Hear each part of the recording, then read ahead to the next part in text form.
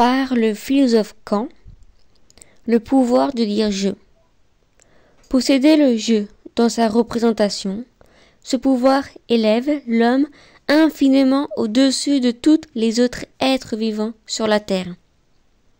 Par là, il est une personne et grâce à l'unité de la conscience dans tous les changements qui peuvent lui survenir, il est une seule et même personne, c'est-à-dire un être entièrement différent par le rang et la dignité, de choses comme le sont les animaux sans raison, dont on peut disposer à sa guise, et ceci même lorsqu'il ne peut pas encore dire le « je », car il l'a cependant dans sa pensée.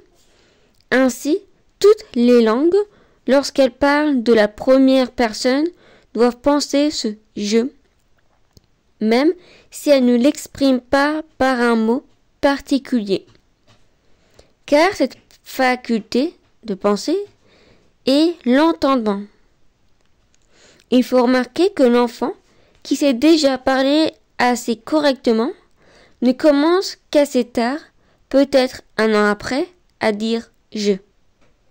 Avant, il parle de soi à la troisième personne. Charles veut manger, marcher, etc. Et il semble que pour lui une lumière vienne de se lever quand il commence à dire « je ». À partir de ce jour, il ne revient jamais à l'autre manière de parler. Auparavant, il ne faisait que se sentir. Maintenant, il se pense. Du philosophe Kant, Anthropologie du point de vue pragmatique, 1798.